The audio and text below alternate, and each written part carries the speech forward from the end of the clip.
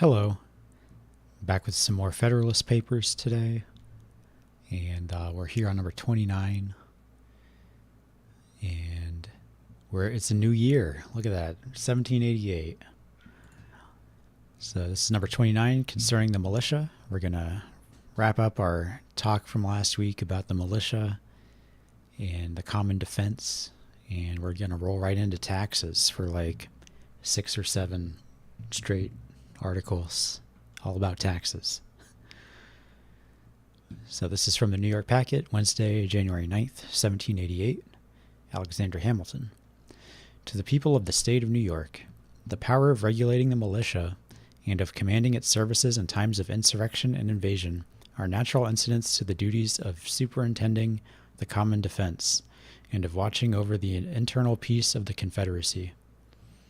It requires no skill in the science of war to discern that uniformity in the organization and discipline of the militia would be attended with the most beneficial effects, whether they were called into service for the public defense. It would enable them to discharge the duties of the camp and of the field with mutual intelligence and concert an advantage of peculiar moment in the operations of an army, and it would fit them much sooner to acquire the degree of proficiency in military functions which would be essential to their usefulness. This desirable uniformity can only be accomplished by confiding the regulation of the militia to the direction of the national authority.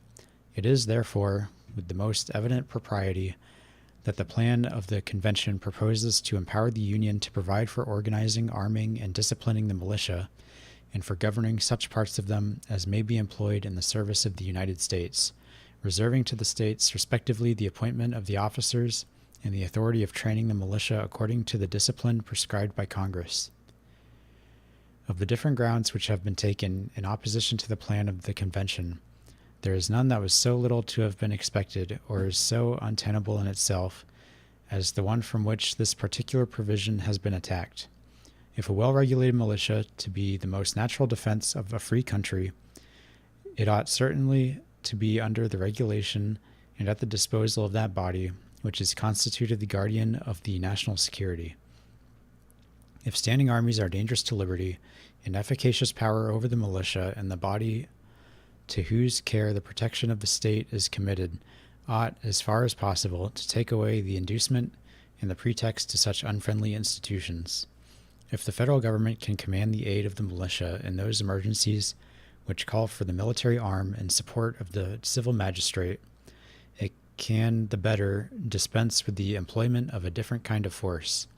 If it cannot avail itself of the former, it will be obliged to recur to the latter. To render an army unnecessary will be a more certain method of preventing its existence than 1,000 prohibitions upon paper. Hi, Angela.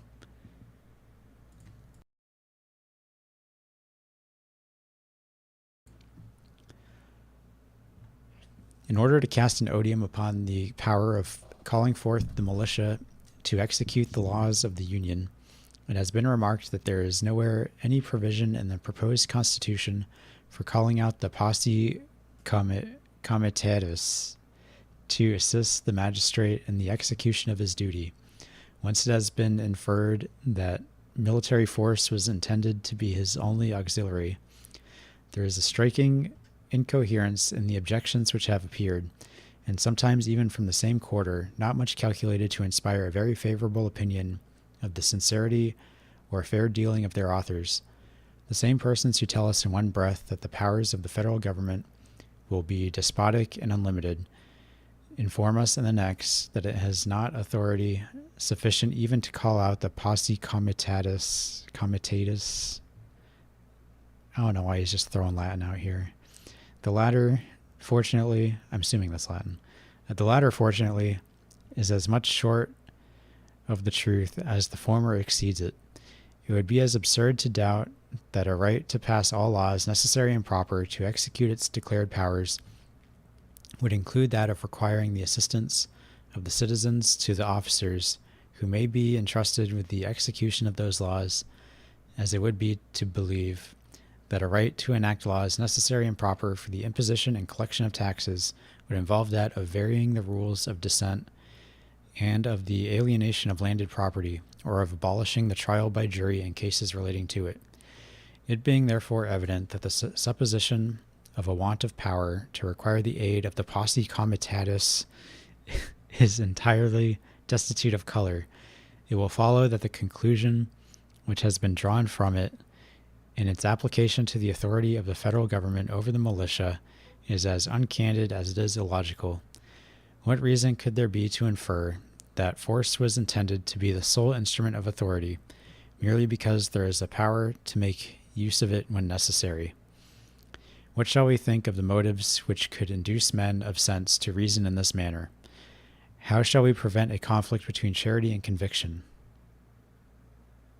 The Posse Comitatus Act bars federal troops from participating in civilian law enforcement except when expressly authorized by law. All right.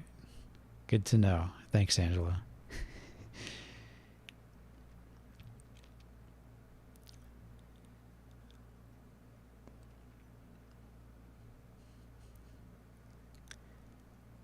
All right. I read that paragraph. Okay. By a curious refinement upon the spirit of Republican jealousy, we are even taught to apprehend danger from the militia itself in the hands of the federal government. It is observed that select corps may be formed, composed of the young and ardent, who may be rendered subservient to the views of arbitrary power. What plan for the regulation of the militia may be pursued by the national government is impossible to be foreseen.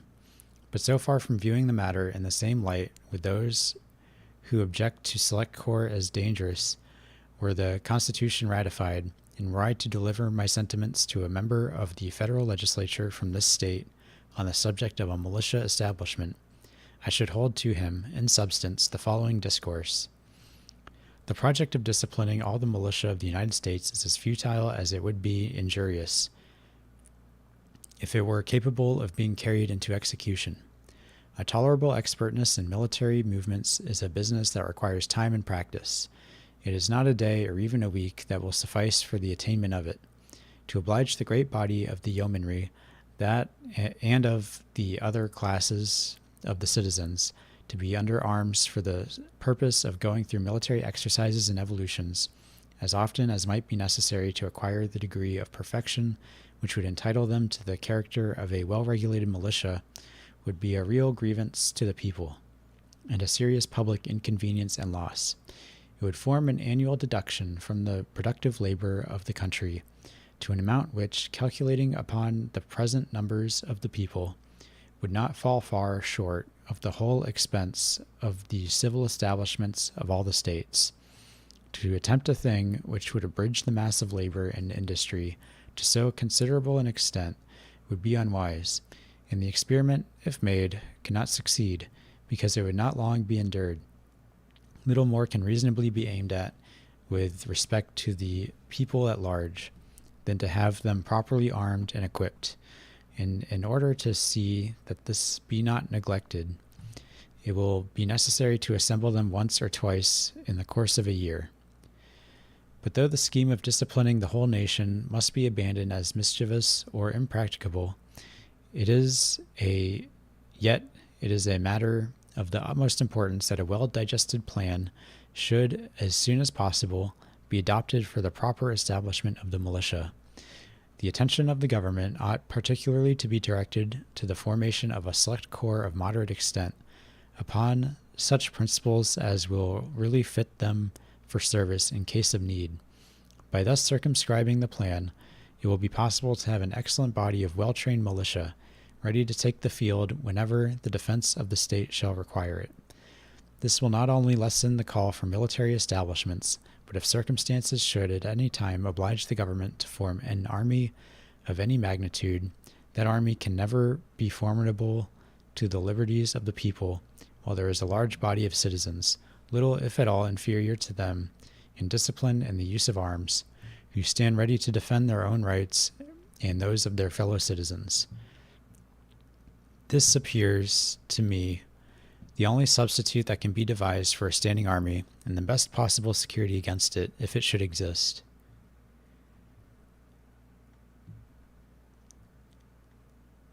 Thus, differently from the adversaries of the proposed Constitution, should I reason on the same subject, deducing arguments of safety from the very sources which they represent as fraught with danger and perdition.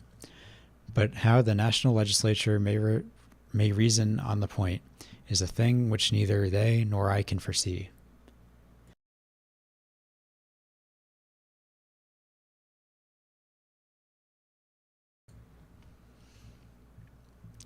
There is something so far-fetched and so extravagant in the idea of danger to liberty from the militia that one is at a loss whether to treat it with gravity or with raillery, whether to consider it as a mere trial of skill, like the paradoxes of rhetoricians, as a disingenuous artifice to instill prejudices at any price, or as the serious offspring of political fanaticism, where in the name of common sense are our fears to end if we may not trust our sons, our brothers, our neighbors, our fellow citizens.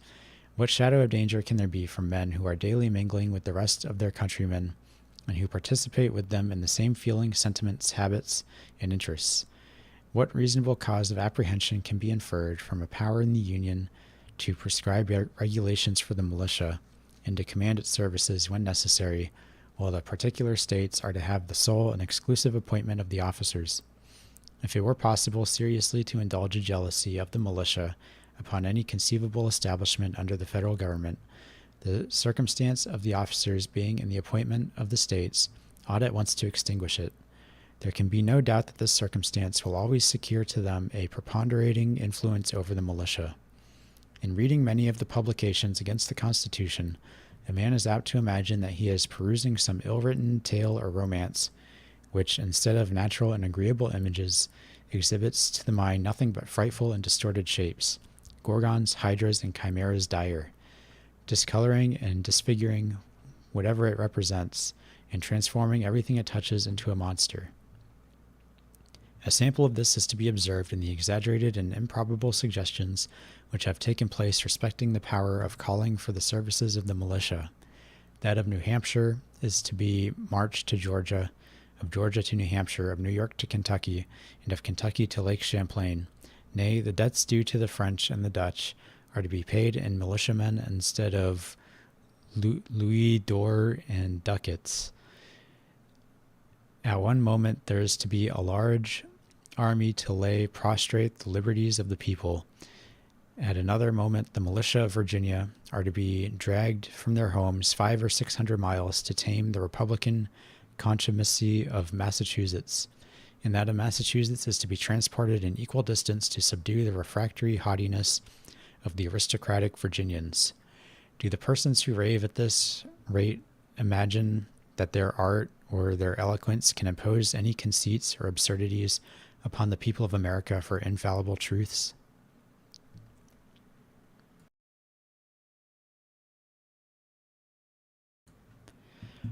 If there should be an army to be made use of as the engine of despotism, what need of the militia?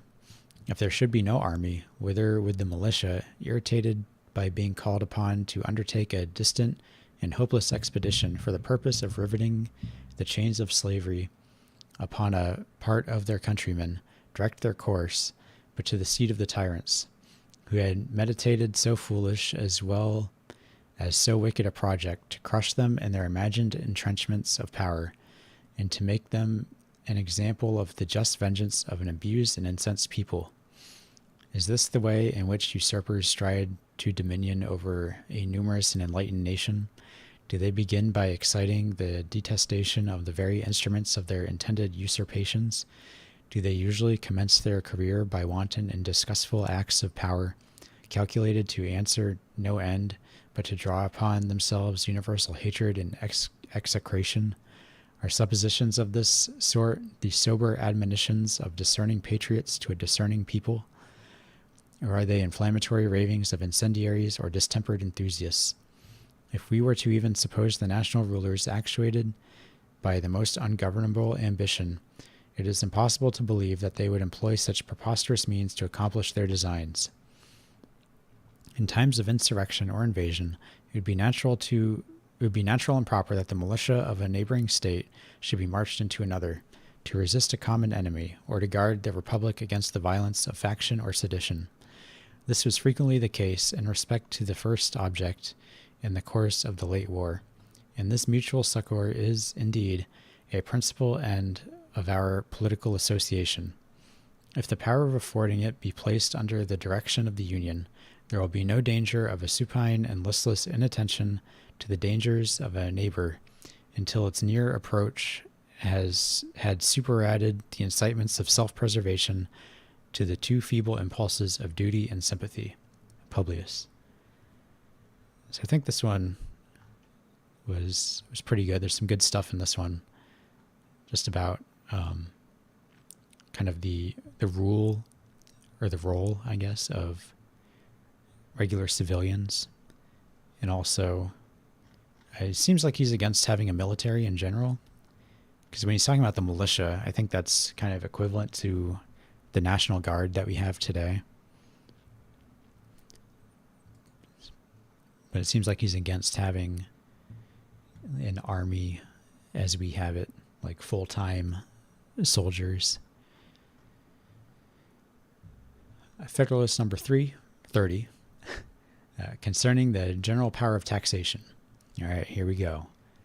This is like the longest articles covering the same topic, I think, in the Federalist Papers. So once we're done with this, it should be, I won't say easier, but we'll get more varying topics. I won't have to kind of stretch streams out or shorten them to be able to, cover the same topic in the same stream. So from the New York Packet, Friday, December 28th, 1787, by Alexander Hamilton. To the people of the state of New York, it has been already observed that the federal government ought to possess the power of providing for the support of the national forces, in which proposition was intended to be included the expense of raising troops, of building and equipping fleets, and all other expenses in any wise connected with military arrangements and operations. But these are not the only objects to which the jurisdiction of the Union, in respect to revenue, must necessarily be empowered to extend. It must embrace a provision for the support of the national civil list, for the payment of the national debts contracted, or that may be contracted, and, in general, for all those matters which will call for disbursements out of the national treasury. The conclusion is that there must be interwoven in the frame of the government a general power of taxation in one shape or another. Money is, with propriety, considered as the vital principle of the body politic, as that which sustains its life and motion and enables it to perform its most essential functions, a complete power, therefore, to procure a regular and adequate supply of it, as far as the resources of the community will permit, may be regarded as an indispensable ingredient in every constitution. From a deficiency in this particular, one of two evils must ensue. Either the people must be subjected to continual plunder as a substitute for a more eligible mode of supplying the public wants, or the government must sink into fatal atrophy and, in a short course of time, perish.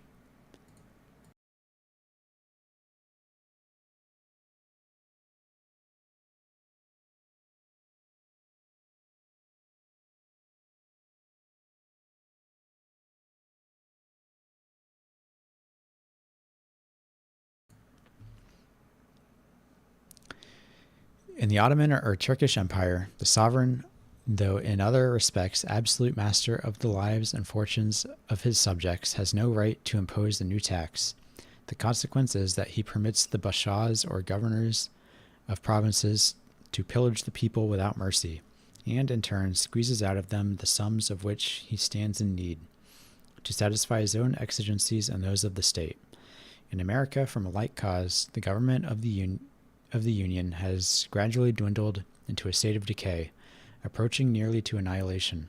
Who can doubt that the happiness of the people in both countries would be promoted by competent authorities in the proper hands to provide the revenues which the necessities of the public might require? The present Confederation, feeble as it is intended to repose in the United States, an unlimited power of providing for the pecuniary wants of the Union, but proceeding upon an erroneous principle, it has been done in such a manner as entirely to have frustrated the intention. Congress, by the articles which compose that compact, as has already been stated, are authorized to ascertain and call for any sums of money necessary, in their judgment, to the service of the United States, and their requisitions, if conformable to the rule of apportionment, are in every constitutional sense obligatory upon the states. These have no rights to question the propriety of the demand, no discretion beyond that of devising the ways and means of furnishing the sums demanded. But though this be strictly and truly the case, though the assumption of such a right would be an infringement of the Articles of Union, though it may seldom or never have been avowedly claimed, yet in practice it has been constantly exercised, and would continue to be so, as long as the revenues of the Confederacy should remain dependent on the intermediate agency of its members. What the consequences of this system have been is within the knowledge of every man the least conversant in our public affairs, and has been amply unfolded in different parts of these inquiries. It is this which has chiefly contributed to reduce us to a situation which affords ample cause both of mortification to ourselves and of triumph to our enemies. Hello, Hernan.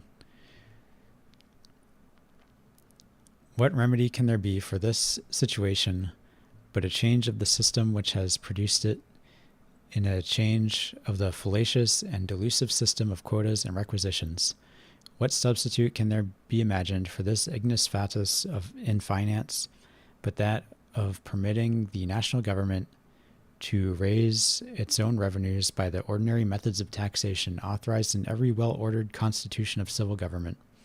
Ingenious men may declaim with plausibility on any subject, but no human ingenuity can point out any other expedient to rescue us from the inconveniences and embarrassments naturally resulting from defective supplies of the public treasury.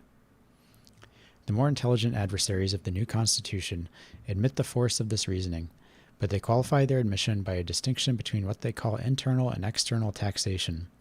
The former they would reserve to the state governments, the latter, which they explain into commercial imposts, or rather duties on imported articles, they declare themselves willing to concede to the federal head. This distinction, however, would violate the maxim of good sense and sound policy, which dictates that every power ought to be in proportion to its object, and would still leave the general government in a kind of tutelage to the state governments, inconsistent with every idea of vigor or efficiency. Who can pretend that commercial imposts are, or would be, alone equal to the present and future exigencies of the Union, taking into account the existing debt, foreign and domestic, upon any plan of extinguishment which a man moderately impressed with the importance of public justice and public credit could approve, in addition to the establishments which all parties will acknowledge to be necessary?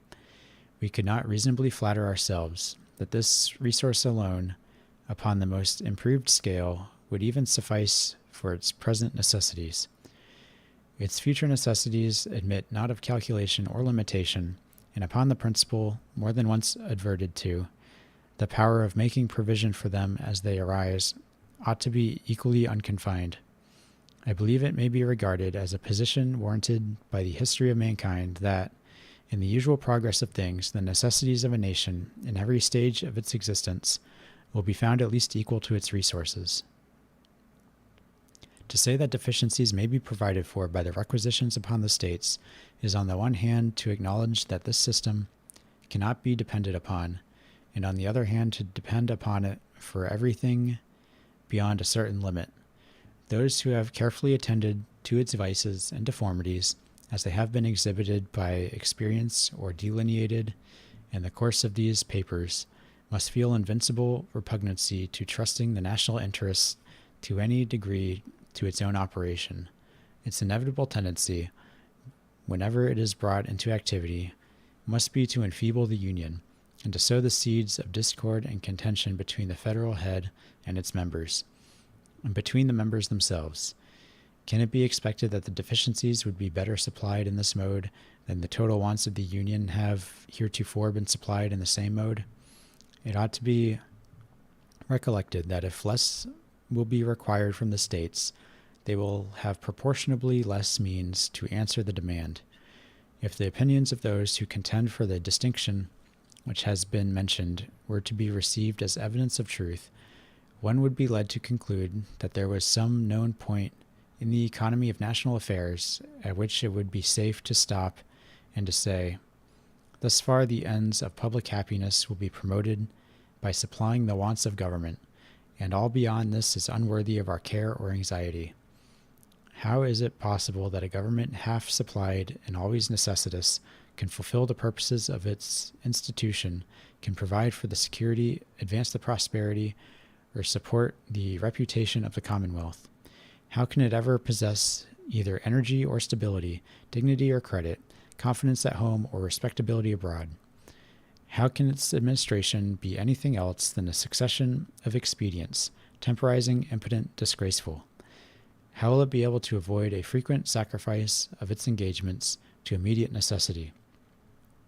How can it undertake or execute any liberal or enlarged plans of public good? Let us attend to what would be the effects of this situation in the very first war in which we should happen to be engaged. We will presume, for argument's sake, that the revenue arising from the impost duties answers the purposes of a provision for the public debt and of a peace establishment for the Union. Thus circumstanced, a war breaks out. What would be the probable conduct of the government in such an emergency? Taught by experience that proper dependence cannot be placed upon the success of requisitions, unable by its own authority to lay hold of fresh resources, and urged by considerations of national danger, would it not be driven to the expedient of diverting the funds already appropriated from their proper objects to the defense of the state? It is not easy to see how a step of this kind could be avoided, and if it should be taken, it is evident that it would prove the destruction of public credit at the very moment that it was becoming essential to the public safety. To imagine that at such a crisis credit might be dispensed with would be the extreme of infatuation. In the modern system of war, nations the most wealthy are obliged to have recourse to large loans. A country so little opulent as ours must feel this necessity in a much stronger degree. But who would lend to a government that prefaced its overtures for borrowing by an act which demonstrated that no reliance could be placed on the steadiness of its measures for paying? The loans it might be able to procure would be as limited in their extent as burdensome in their conditions. They would be made upon the same principles that usurers commonly lend to bankrupt and fraudulent debtors, with a sparing hand at enormous premiums. It may perhaps be imagined that, from the scantiness of the resources of the country, the necessity of diverting the established funds in the case supposed would exist, though the national government should possess an unrestrained power of taxation. But two considerations will serve to quiet all apprehension on this head. One is that we are sure the resources of the community, in their full extent, will be brought into activity for the benefit of the Union, and the other is that whatever deficiencies there may be can without difficulty be supplied by loans. The power of creating new funds upon new objects of taxation by its own authority would enable the national government to borrow as far as its necessities might require. Foreigners, as well as the citizens of America, could then reasonably repose confidence in its engagements. But to depend upon a government that must itself depend upon 13 other governments for the means of fulfilling its contracts, when once its situation is clearly understood, would require a degree of credulity not often to be met with in the pecuniary transactions of mankind, and little reconcilable with the usual sharp-sightedness of avarice. Reflections of this kind may have trifling weight with men who hope to see realized in America the halcyon scenes of the poetic or fabulous age. But to those who believe we are likely to experience a common portion of the vicissitudes and calamities which have fallen to the lot of other nations, they must appear entitled to serious attention. Such men must behold the actual situation of their country with painful solicitude, and deprecate the evils which ambition or revenge might, with too much facility, inflict upon it. Publius. So he's talking about how taxes are kind of a necessary evil. But I like to read about like early 20th century stuff that was going on at that time, and in Germany they were talking about how they don't need taxes, or they won't need taxes eventually if they abolish interest and loans and stuff like that. But I don't know how realistic that is. So Alexander Hamilton's saying it's a necessary evil. We just have to deal with it. All right, number 31, same subject continued. This is concerning the general power of taxation from the New York Packet, Tuesday, January 1st, 1788. What? When was this one? Oh, I guess we went back in time a little bit. Number 28 was January 9th, or 29, I mean, was January 9th. Okay. Happy New Year. This is by Alexander Hamilton to the people of the state of New York. In disquisitions of every kind, there are certain primary truths or first principles upon which all subsequent reasonings must depend. These contain an internal evidence which, antecedent to all reflection or combination, commands the assent of the mind. Where it produces not this effect, it must proceed either from some defect or disorder in the organs of perception, or from the influence of some strong interest or passion or prejudice. Of this nature are the maxims in geometry that the whole is greater than its part. Things equal to the same are equal to one another. Two straight lines cannot enclose a space, and all right angles are equal to each other. Of the same nature are these other maxims in ethics and politics, that there cannot be an effect without a cause, that the means ought to be proportioned to the end, that every power ought to be commensurate with its object, that there ought to be no limitation of a power destined to effect a purpose which is itself incapable of limitation. And there are other truths in the two latter sciences, which, if they cannot pretend to rank in the class of axioms, are yet such direct inferences from them, and so obvious in themselves, and so agreeable to the natural and unsophisticated dictates of common sense, that they challenge the assent of a sound and unbiased mind, with a degree of force and conviction almost equally irresistible. The objects of geometrical inquiry are so entirely abstracted from those pursuits which stir up and put in motion the unruly passions of the human heart, that mankind without difficulty adopts not only the more simple theorems of the science, but even those abstruse paradoxes which, however they may appear susceptible of demonstration, are at variance with the natural conceptions which the mind, without the aid of philosophy, would be led to entertain upon the subject, the infinite divisibility of matter, or, in other words, the infinite divisibility of a finite thing. Extending even to the minutest atom, it is a point agreed upon geometricians that, though not less incomprehensible to common sense than any of those mysteries in religion against which the batteries of infidelity have been so industriously leveled.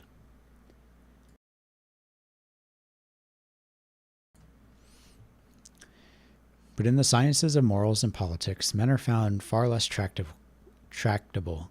To a certain degree, it is right and useful that this should be the case. Caution and investigation are a necessary armor against error and imposition, but this untractableness may be carried too far.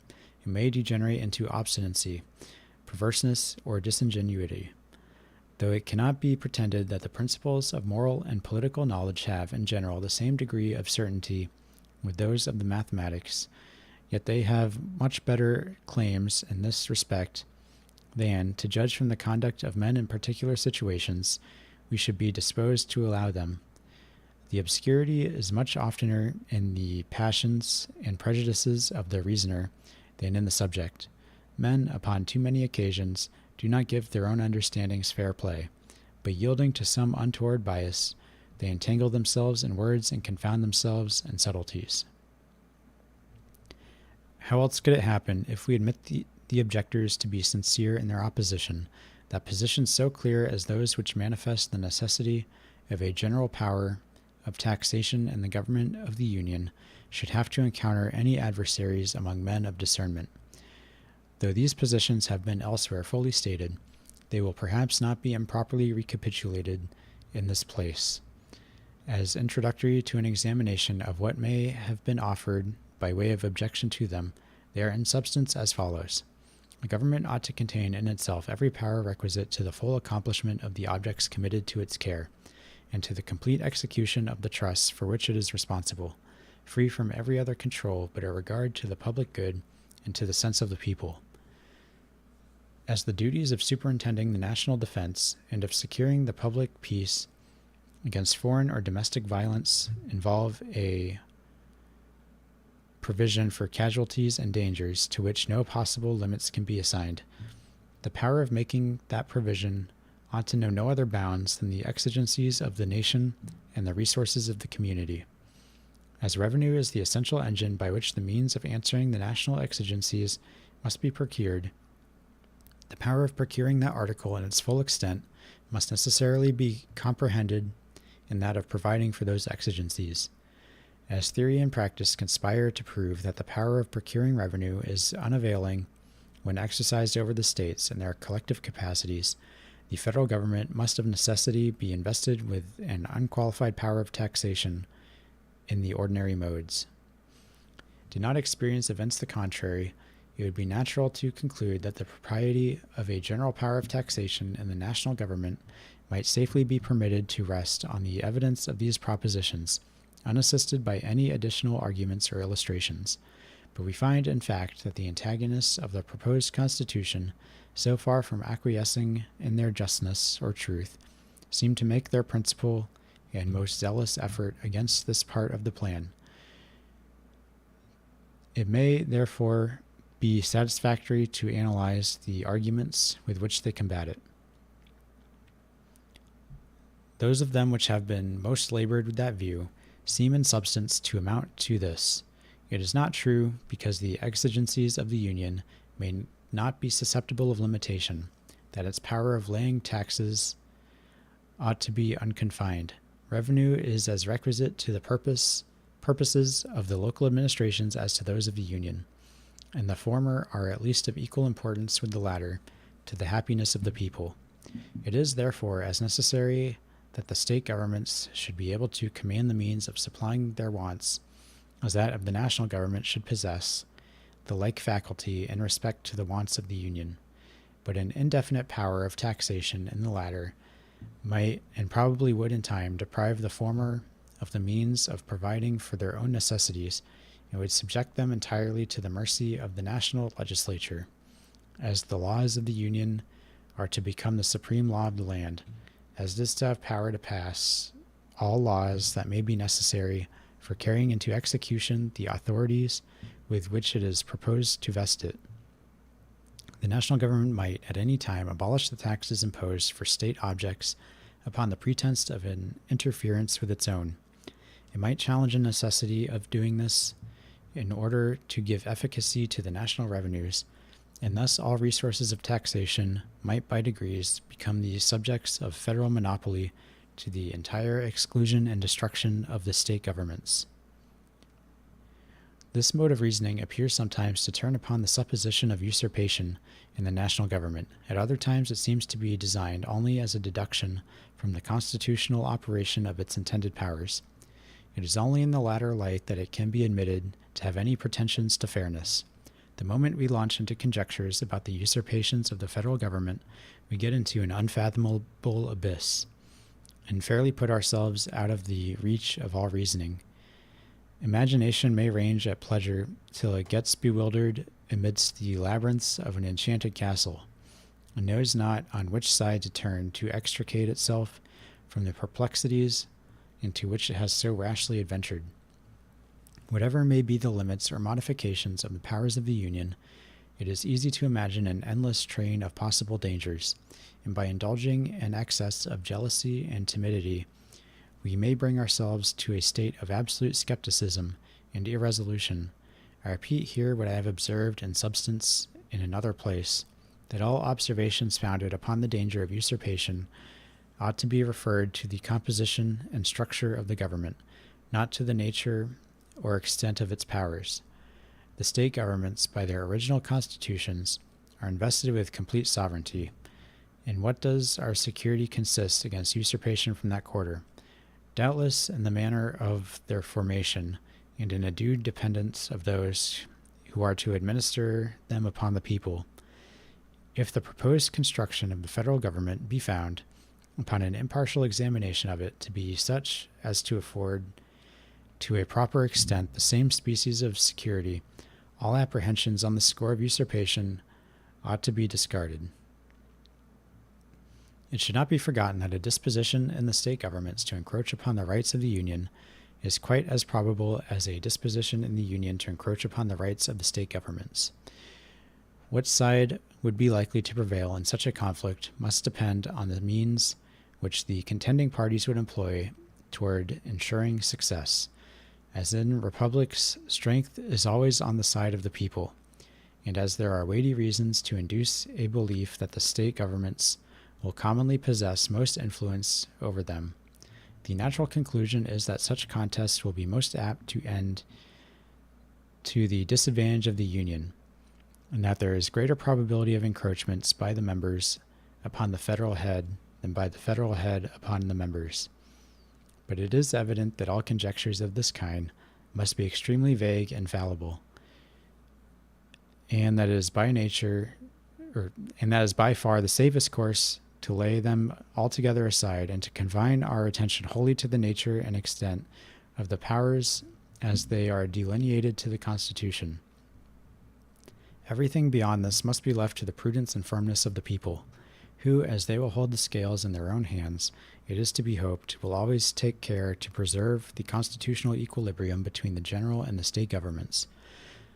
Upon this ground, which is evidently the true one, it will not be difficult to obviate the objections which have been made to an indefinite power of taxation in the United States. Publius. Federalist number 32, the same subject continued, concerning the general power of taxation. This is from the Independent Journal, Wednesday, January 2nd, 1788, by Alexander Hamilton. To the people of the state of New York, although I am of opinion that there would be no real danger of the consequences which seem to be apprehended in the state governments from a power in the Union to control them in the levies of money, because I am persuaded that the sense of the people, the extreme hazard of provoking the resentments of the state governments, and a conviction of the utility and necessity of local administration for local purposes would be a complete barrier against the oppressive use of such power. Yet I am willing here to allow, in its full extent, the justness of the reasoning which requires that the individual states should possess an independent and uncontrollable authority to raise their own revenues for the supply of their own wants. In making this concession, I affirm that, with the sole exception of duties on imports and exports, they would, under the plan of the convention, retain that authority in the most absolute and unqualified sense, and that an attempt on the part of the national government to abridge them in the exercise of it would be a violent assumption of power unwarranted by any article or clause of its Constitution. An entire consolidation of the states into one complete national sovereignty would imply an entire subordination of the parts, and whatever powers might remain in them would be altogether dependent on the general will. But as the plan of the convention aims only at a partial union or consolidation, the state governments would clearly retain all the rights of sovereignty which they before had, and which were not by that act exclusively delegated to the United States. This exclusive delegation, or rather this alienation of state sovereignty, would only exist in 3 cases: where the Constitution in express terms granted an exclusive authority to the Union, where it granted in one instance an authority to the Union, and in another prohibited the states from exercising the like authority, and where it granted an authority to the Union to which a similar authority of the states would be absolutely and totally contradictory and repugnant. I use these terms to distinguish this last case from another, which might appear to resemble it, but which would, in fact, be essentially different.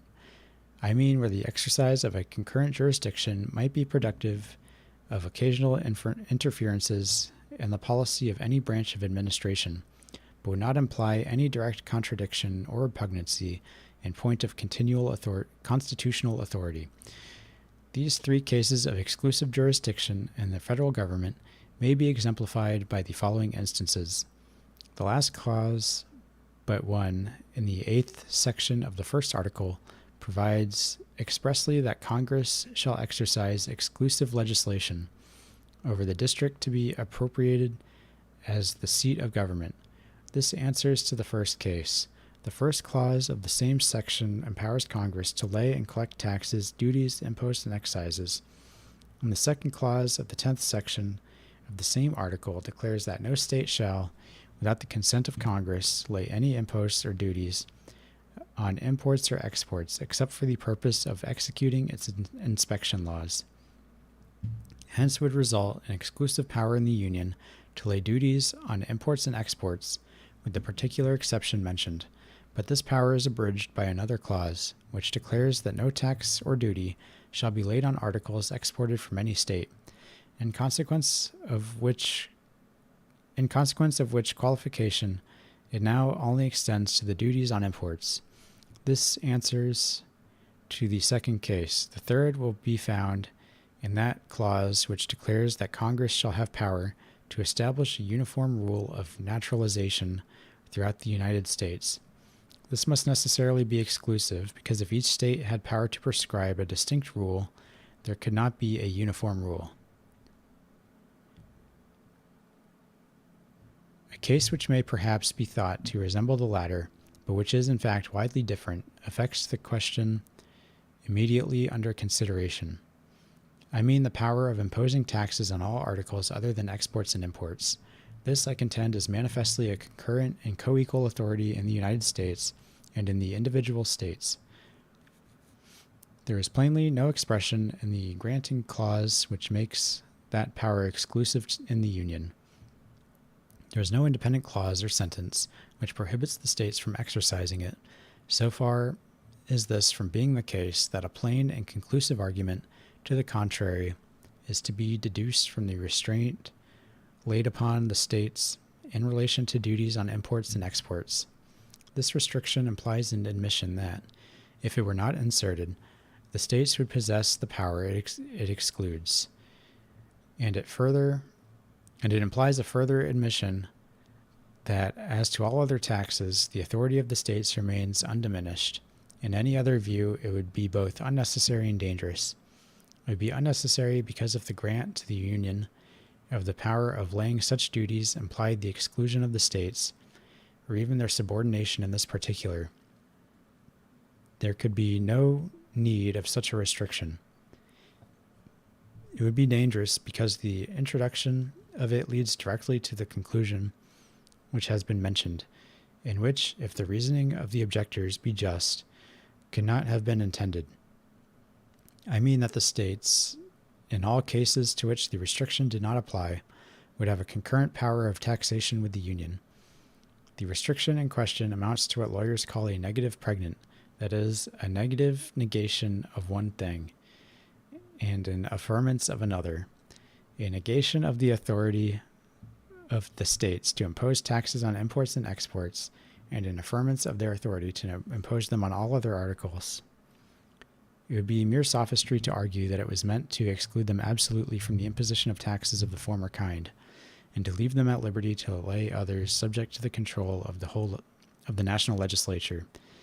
The restraining or prohibitory clause only says that they shall not, without the consent of Congress, lay such duties, and if we are to understand this in the sense last mentioned, the Constitution would then be made to introduce a formal provision for the sake of a very absurd conclusion, which is that the states, with the consent of the national legislature, might tax imports and exports, and that they might tax every other article, unless controlled by the same body.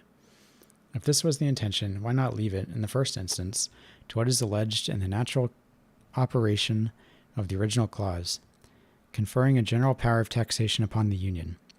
It is evident that this could not have been the intention, and that it will not bear a construction of the kind.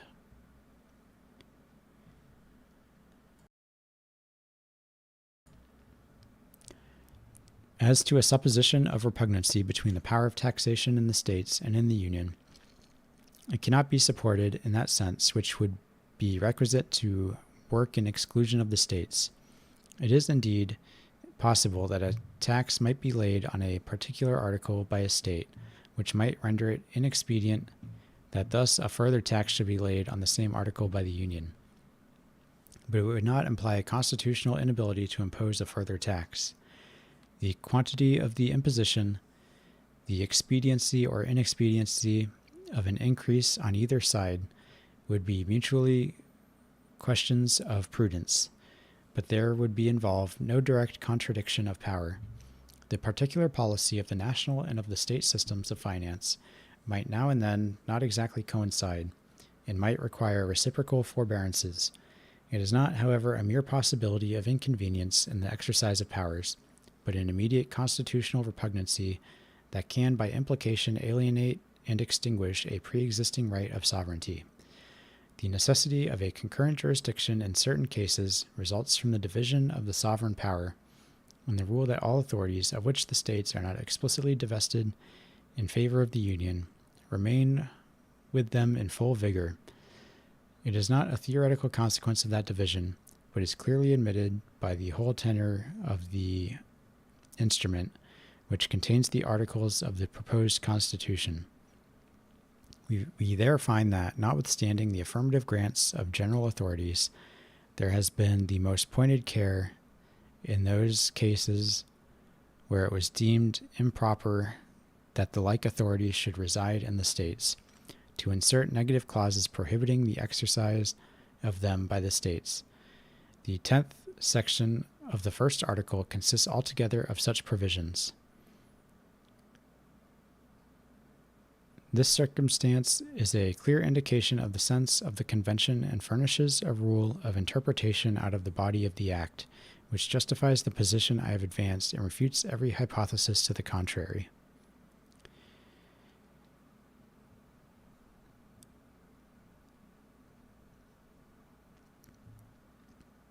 So, as far as state taxes goes, I had kind of a hard time telling. I kind of have a hard time focusing on what's actually being said and reading out loud.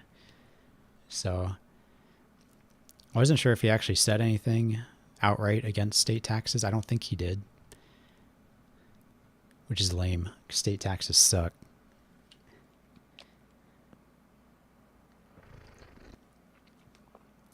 Every state has a different tax rate, and states with higher tax rates are no better than states with lower tax rates here in Burgerland.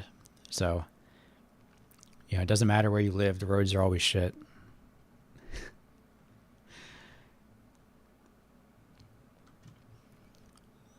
Let's see, Federalist number 33, the same subject continued, concerning the general power of taxation. From the Independent Journal, Wednesday, January 2nd, 1788. Oh, is this the same day? Damn, calm down, dude. By Alexander Hamilton, to the people of the state of New York. The residue of the argument against the provisions of the Constitution in respect to taxation is engrafted upon the following clause. The last clause of the 8th section of the first article of the plan under consideration authorizes the national legislature to make all laws which shall be necessary and proper for carrying into execution the powers by that Constitution vested in a government of the United States, or in any department or officer thereof. And the second clause of the 6th article declares that the Constitution and the laws of the United States made in pursuance thereof, and the treaties made by their authority, shall be the supreme law of the land, and anything under the Constitution or laws of any state to the contrary notwithstanding. These two clauses have been the source of much virulent invective and petulant declamation against the proposed Constitution. They have been held up to the people in all the exaggerated colors of misrepresentation as the pernicious engines by which their local governments were to be destroyed and their liberties exterminated, as the hideous monster whose devouring jaws would spare neither sex nor age, nor high nor low, nor sacred nor profane, and yet, strange as it may appear, after all this clamor, to those who may not have happened to contemplate them in the same light, it may be affirmed with the perfect confidence that the constitutional operation of the intended government would be precisely the same, if those clauses were entirely obliterated, as if they were repeated in every article. They are only declaratory of a truth which would have resulted by a necessary and unavoidable implication from the very act of constituting a federal government and vesting it with certain specified powers. This is so clear a proposition that moderation itself can scarcely listen to the railings which have been so copiously vented against this part of the plan, without emotions that disturb its equanimity. What is a power but the ability or faculty of doing a thing? What is the ability to do a thing but the power of employing a means necessary to its execution? What is a legislative power but a power of making laws? What are the means to execute a legislative power but laws? What is the power of laying and collecting taxes but a legislative power, or a power of making laws to lay and collect taxes? What are the proper means of executing such a power but necessary and proper laws? This simple train of inquiry furnishes us at once with a test by which to judge of the true nature of the clause complained of. It conducts us to this palpable truth that a power to lay and collect taxes must be a power to pass all laws necessary and proper for the execution of that power. And what does the unfortunate and calumniated provision in question do more than declare the same truth, to wit, that the national legislature to whom the power of laying and collecting taxes has been previously given might, in the execution of that power, pass all laws necessary and proper to carry it into effect. I have applied these observations thus particularly to the power of taxation, because it is the immediate subject under consideration, and because it is the most important of the authorities proposed to be conferred upon the Union. But the same process will lead to the same result, in relation to all other powers declared in the Constitution, and it is expressly to execute these powers that the sweeping clause, as it has been affectedly called, authorizes the national legislature to pass all necessary and proper laws. If there is anything exceptionable, it must be sought for in the specific powers upon which this general declaration is predicated. The declaration itself, though it may be chargeable with tautology or redundancy, is at least perfectly harmless. But suspicion may ask, why then was it introduced? The answer is that it could only have been done for greater caution, and to guard against all cavilling refinements in those who might hereafter feel a disposition to curtail and evade the legitimate authorities of the Union. The convention probably foresaw what it has been a principal aim of these powers to inculcate, that the danger which most threatens our political welfare is that the state governments will finally sap the foundations of the Union, and might therefore think it necessary in so cardinal a point to leave nothing to construction. Whatever may have been the inducement to it, the wisdom of the precaution is evident from the cry which has been raised against it, as that very cry betrays a disposition to question the great and essential truth which it is manifestly the object of that provision to declare. But it may be again asked, who is to judge of the necessity and propriety of the laws to be passed for executing the powers of the Union?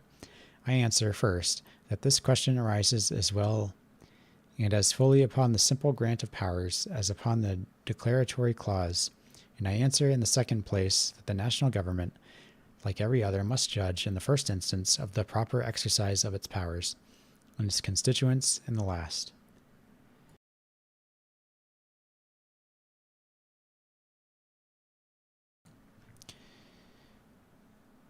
If the federal government should overpass the just bounds of its authority and make a tyrannical use of its powers, the people, whose creature it is, must appeal to the standard they have formed, and take such measures to redress the injury done to the Constitution as the exigency may suggest and prudence justify.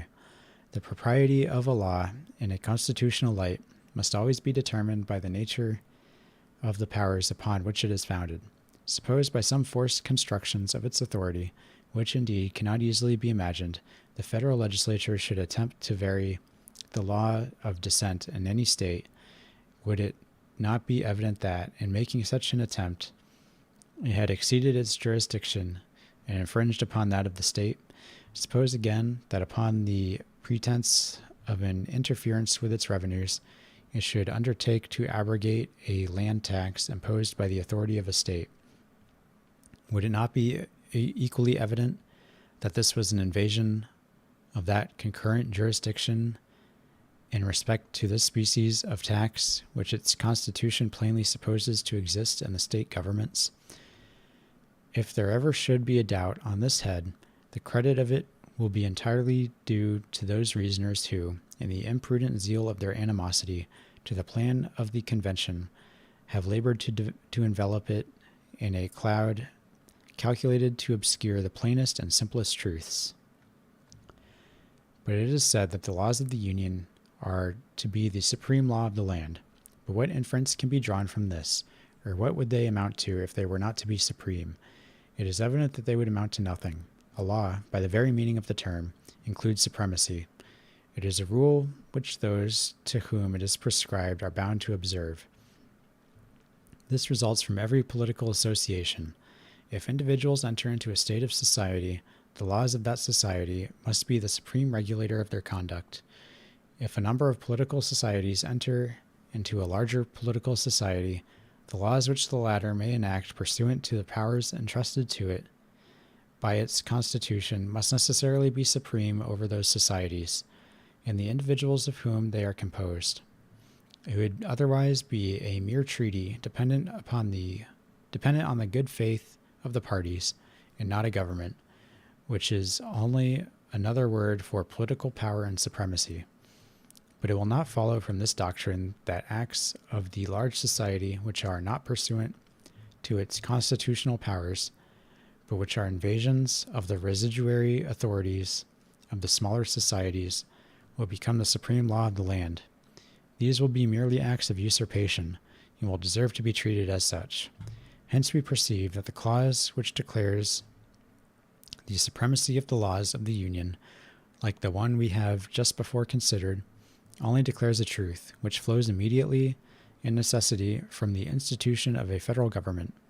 It will not, I presume, have escaped observation that it expressly confines this supremacy to laws made pursuant to the Constitution, which I mention merely as an instance of caution in the convention, since that limitation would have been to be understood, though it had not been expressed.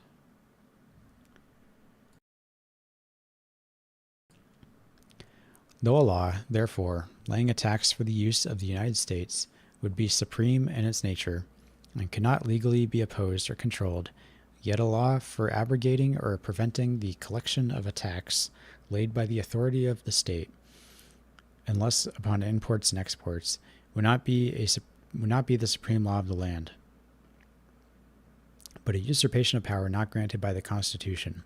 As far as an improper accumulation of taxes on the same object might tend to render the collection difficult or precarious, this would be a mutual inconvenience, not arising from a superiority or defect of power on either side, but from an injudicious exercise of power by one or the other, in a manner equally disadvantageous to both. It is to be hoped and presumed, however, that mutual interest would dictate a concert in this respect which would avoid any material inconvenience.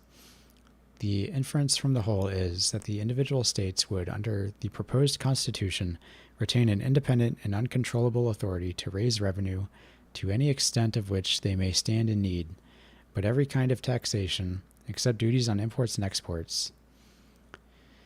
It will be shown in the next paper that this concurrent jurisdiction in the article of taxation was the only admissible substitute for an entire subordination, in respect to this branch of power of the state authority to that of the Union. So he's for state taxes now, I guess, officially, which is pretty lame. Not really a fan of Alexander Hamilton anymore.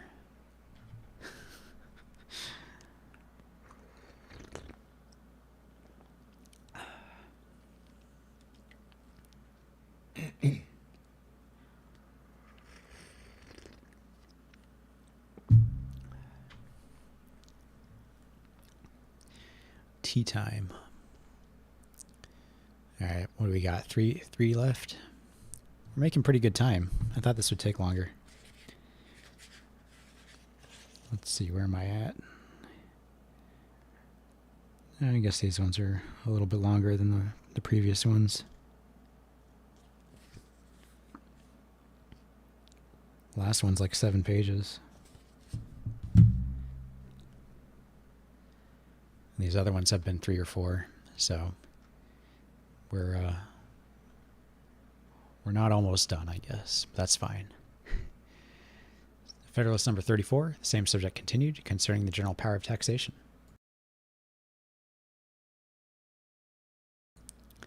This is from the Independent Journal, Saturday, January 5th, 1788. Alexander Hamilton, to the people of the state of New York. I flatter myself it has been clearly shown in my last number that the particular states under the proposed Constitution would have co-equal authority with the Union in the article of revenue, except as to duties on imports, as this leaves open to the states far the greatest part of the resources of the community. There can be no color for the assertion that they would not possess means as abundant as could be desired for the supply of their own wants, independent of all external control. That the field is sufficiently wide will more fully appear when we come to advert to the inconsiderable share of the public expense for which it will fall to the lot of the state governments to provide. To argue upon abstract principles that this coordinate authority cannot exist is to set up supposition and theory against fact and reality.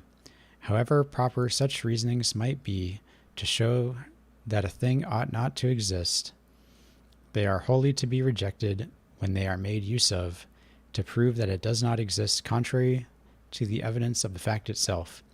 It is well known that in the Roman Republic the legislative authority, in the last resort, resided for ages in 2 different political bodies, not as branches of the same legislature, but as distinct and independent legislatures, in each of which an opposite interest prevailed. In one the patrician, in the other the plebeian. Many arguments might have been adduced to prove the unfitness of 2 such seemingly contradictory authorities, having power to annul or repeal the acts of the other, but a man would have been regarded as frantic who should have attempted at Rome to disprove their existence. It will be readily understood that I allude to the Comitia Centuriata and the Comitia Tributa. The former, which the people voted by centuries, was so arranged as to give superiority to the patrician interest, and the latter, in which numbers prevailed, the plebeian interest, had an entire predominancy. And yet these 2 legislatures coexisted for ages, and the Roman Republic attained to the utmost height of human greatness.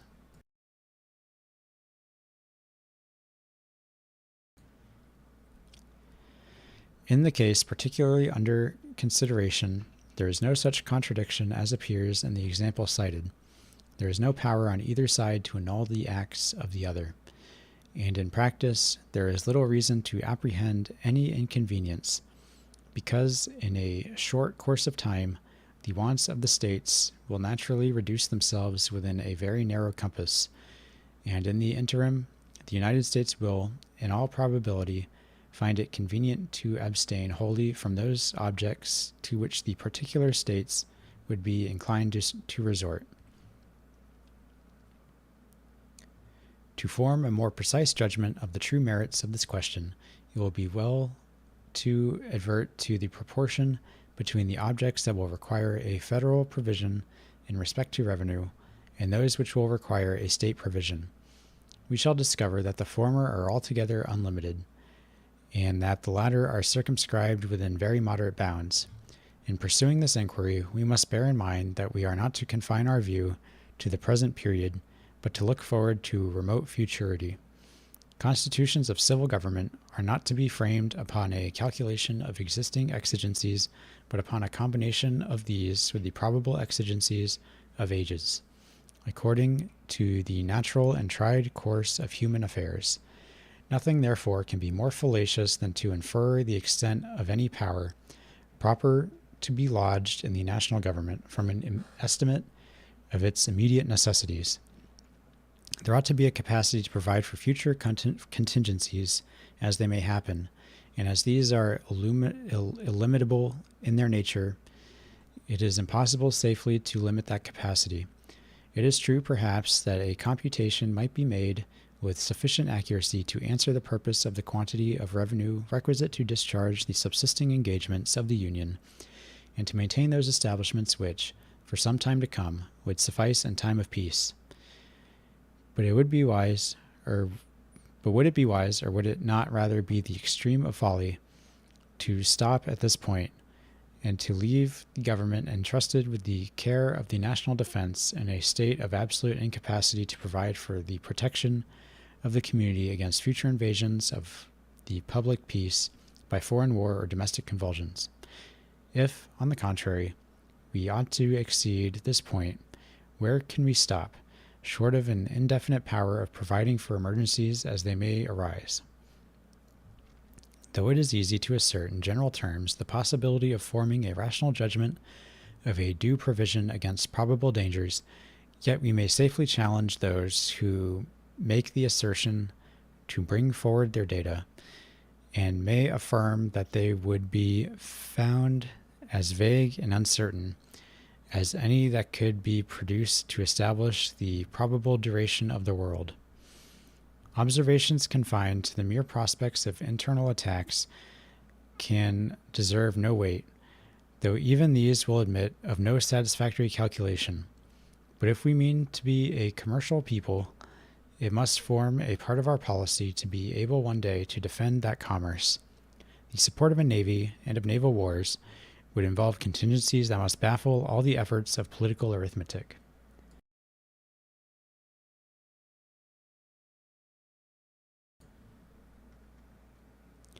Admitting that we ought to try the novel and absurd experiment in politics of tying up the hands of government from offensive war founded upon reasons of state, yet certainly we ought not to disable it from guarding the community against the ambition or enmity of other nations.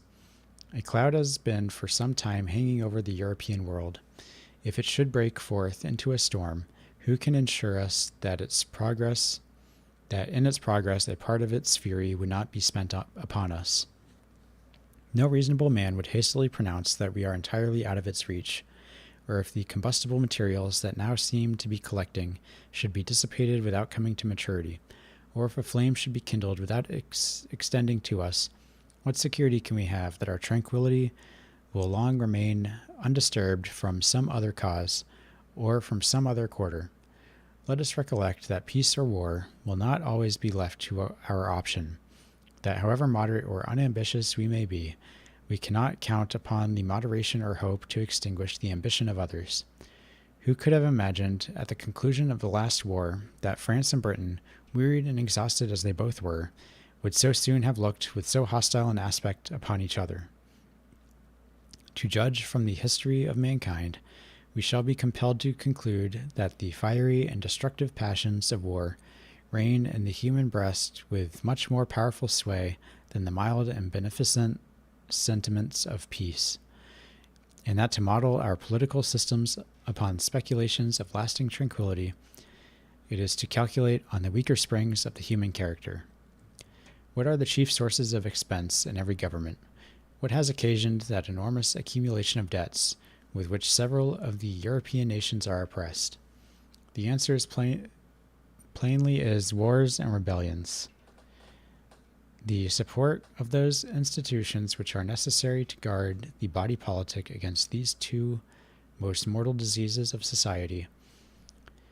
The expenses arising from those institutions which are relative to the mere domestic police of a state to the support of its legislative, executive, and judicial departments with their different appendages, and to the encouragement of agriculture and manufacturers,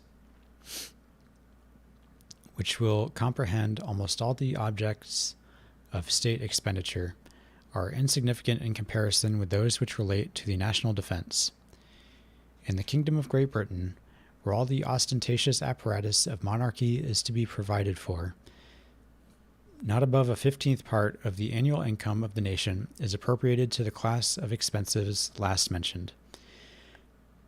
The other 14/15ths are absorbed in the payment of the interest of debts contracted for carrying on the wars in which that country has been engaged, and in the maintenance of fleets and armies. If, on the other hand, it should be observed that the expenses incurred in the prosecution of the ambitious enterprises and vainglorious pursuits of a monarchy are not a proper standard by which to judge of those which might be necessary in a republic, it ought, on the other hand, to be remarked that there should be as great a disproportion between the profusion and extravagance of a wealthy kingdom in its domestic administration and the frugality and economy which, in that particular, become the modest simplicity of republican government, if we balance a proper deduction from one side against that which is supposed ought to be made from the other. The proportion may still be considered as holding good. But let us advert to the large debt which we have ourselves contracted in a single war, and let us only calculate on a common share of the events which disturb the peace of nations. We shall instantly perceive, without the aid of any elaborate illustration, that there must always be an immense disproportion between the objects of federal and state expenditures. It is true that several of the states separately are encumbered with considerable debts, which are an excrescence of the late war. But this cannot happen again if the proposed system be adopted, and when these debts are discharged, the only call for revenue of any consequence which the state governments will continue to experience will be for the mere support of their respective civil list, to which, if we add all contingencies, the total amount in every state ought to fall considerably short of £200,000. In framing a government for posterity as well as ourselves, we ought, in those provisions which are designed to be permanent, to calculate, not on temporary, but on permanent causes of expense.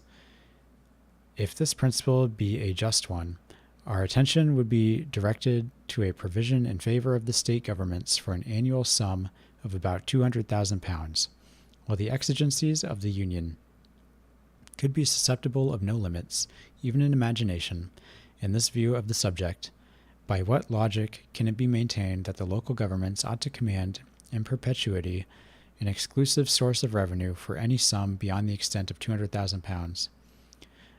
To extend its power further, in exclusion of the authority of the Union, would be to take the resources of the community out of those hands which stood in need of them for the public welfare, in order to put them into other hands, which could have no just or proper occasion for them.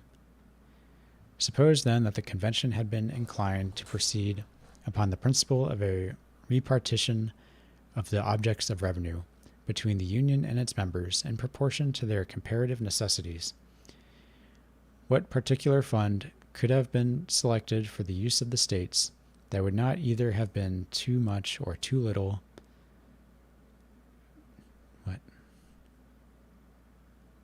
Too much or too little for their present, too much for their...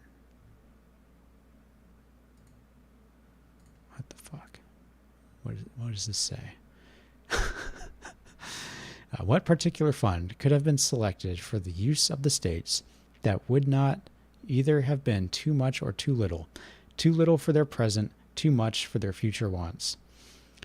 As to the line of separation between external and internal taxes, this would leave to the states, at a rough computation, the command of 2/3 of the resources of the community to defray from the 10th to a 20th part of its expenses, and to the Union 1/3 of the resources of the boundary, or 1/3 of the resources of the community, to defray from 9/10 to 19/20 of its expenses.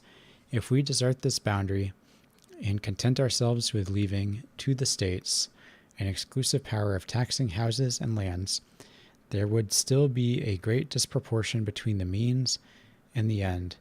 The possession of 1/3 of the resources of the community to supply at most 1/10 of its wants. If any fund could have been selected and appropriated equal to and not greater than the object, it would have been inadequate to the discharge of the enlisting debts of the particular states, and would have left them dependent on the Union for a provision of this purpose. The preceding train of observation will justify the position which has been elsewhere laid down, that a concurrent jurisdiction in the article of taxation was the only admissible substitute for an entire subordination, in respect to this branch of power, of state authority to that of the Union. Any separation of the object of interest that could have been fallen upon would have amounted to a sacrifice of the great interests of the Union to the power of the individual states. The convention thought the concurrent jurisdiction preferable to that subordination, and it is evident that it has at least the merit of reconciling an indefinite constitutional power of taxation in the federal government with an adequate and independent power in the states to provide for their own necessities. There remain a few other lights in which this important subject of taxation will claim a further consideration. Publius. I swear I know how to read.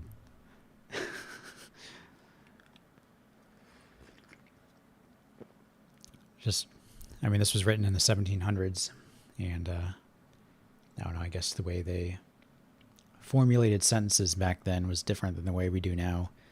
I think the way people speak now is very simple,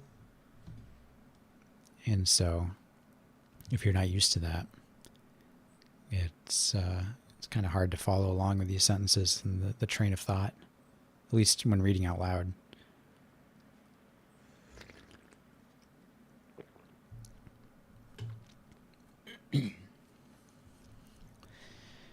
But it is interesting that he mentions Britain's military budget. He said it was 14/15 of their entire budget. I don't know how accurate that is. I'll just take him at his word. But people always complain about our current military budget. And it's it is big, but it's not 14/15 of our budget. It's not that big.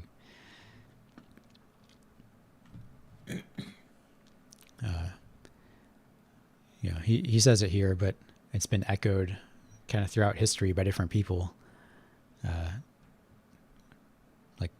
Oswald Spengler, for one.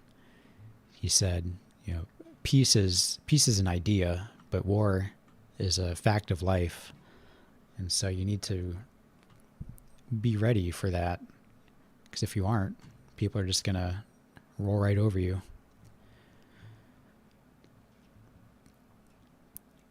If you start being like a pacifist or whatever, then other people will just say, all right, it's free land, free resources for me. So that's kind of the same idea that Hamilton has here. Federalist number 35, the same subject continued, concerning the general power of taxation. This is for the Independent Journal, Saturday, January 5th, 1788. Alexander Hamilton.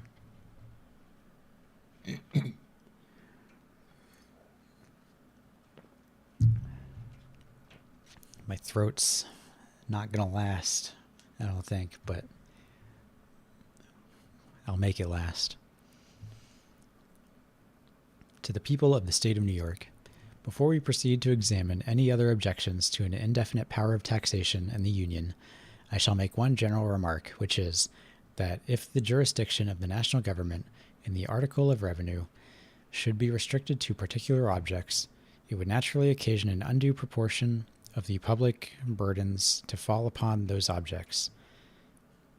Two evils would spring from this source: the oppression of particular branches of industry and an unequal distribution of the taxes. as well among the several states as among the citizens of the same state. Suppose, as has been contended for, the federal power of taxation were to be confined to duties on imports, it is evident that the government, for want of being able to command other resources, would frequently be tempted to extend these duties to an injurious excess. There are persons who imagine that they can never be carried to too great a length, since the higher they are, the more it is alleged they will tend to discourage an extravagant consumption, to produce a favorable balance of trade, and to promote domestic manufactures. But all extremes are pernicious in various ways. Exorbitant duties on imported articles would beget a general spirit of smuggling, which is always prejudicial to the fair trader and eventually to the revenue itself. They tend to render other classes of the community tributary in an improper degree to the manufacturing classes, to whom they give a premature monopoly of the markets. They sometimes force industry out of its more natural channels into others, in which it flows with less advantage, and in the last place they oppress the merchant, who is often obliged to pay them himself without any retribution from the consumer. When the demand is equal in the quantity of goods at market, the consumer generally pays the duty, but when the markets happen to be overstocked, a great proportion falls upon the merchant, and sometimes not only exhausts his profits, but breaks in upon his capital. I am apt to think that a division of the duty between the seller and the buyer more often happens than is commonly imagined. It is not always possible to raise the price of a commodity in exact proportion to every additional imposition laid upon it. The merchant, especially in a country of small commercial capital, is often under a necessity of keeping prices down in order to a more expeditious sale.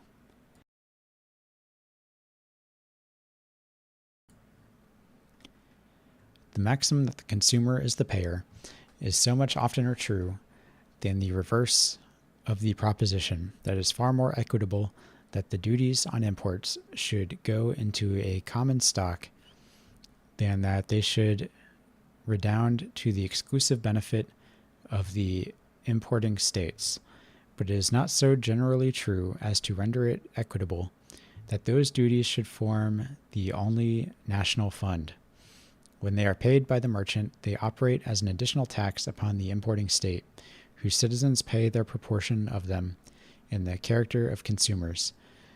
In this view, they are productive of inequality among the states, which inequality would be increased with the increased extent of the duties.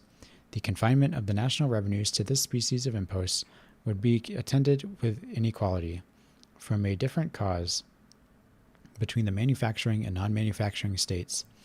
The states which can go farthest towards the supply of their own wants by their own manufactures will not, according to their numbers or wealth, consume so great a proportion of imported articles as those states which are not in the same favorable situation. They would not, therefore, in this mode alone contribute to the public treasury in a ratio to their abilities. To make them do this, it is necessary that recourse be had to excises, the proper objects of which are particular kinds of manufactures. New York is more deeply interested in these considerations than such of her citizens as contend for limiting the power of the Union to external taxation may be aware of. New York is an importing state, and it is not likely speedily to be, to any great extent, a manufacturing state. She would, of course, suffer in a double light from restraining the jurisdiction of the Union to commercial imposts. So far as these observations tend to inculcate a danger of the import duties being extended to an injurious extreme, it may be observed, conformably to a remark made in another part of these papers, that the interest of the revenue itself would be a sufficient guard against such an extreme. I readily admit that this would be the case, as long as other resources were open. But if the avenues to them were closed, hope, stimulated by necessity, would beget experiments, fortified by rigorous precautions and additional penalties, which, for a time, would have the intended effect, till there had been leisure to contrive expedients to elude these new precautions.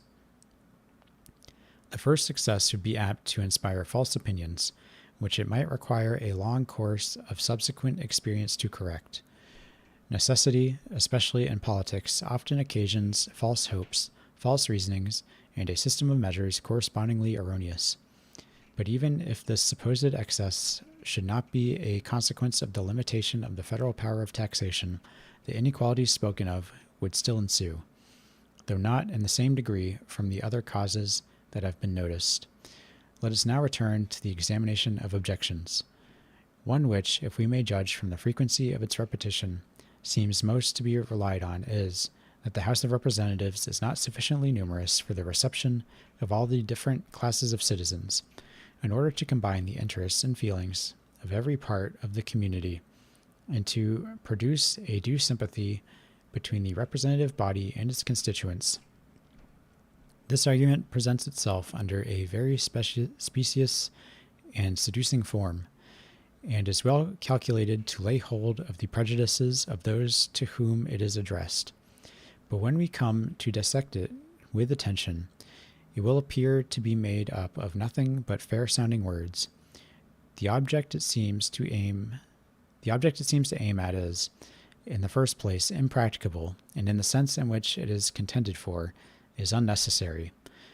I reserve for another place the discussion of the question which relates to the sufficiency of the representative body in respect to numbers, and shall content myself with examining here the particular use which has been made of a contrary supposition in reference to the immediate subject of our inquiries. The idea of an actual representation of all classes of the people by persons of each class is altogether visionary, unless it were expressly provided in the Constitution that each different occupation should send one or more members. The thing would never take place in practice. Mechanics and manufacturers will always be inclined, with few exceptions, to give their votes to merchants, in preference to persons of their own professionals or trades.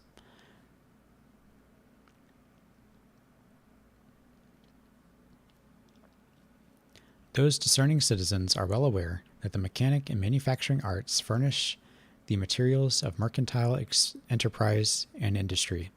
Many of them, indeed, are immediately connected with the operations of commerce. They know that the merchant is their natural patron and friend, and they are aware that however great the confidence they may justly feel in their own good sense, their interests can be more effectually promoted by the merchant than by themselves.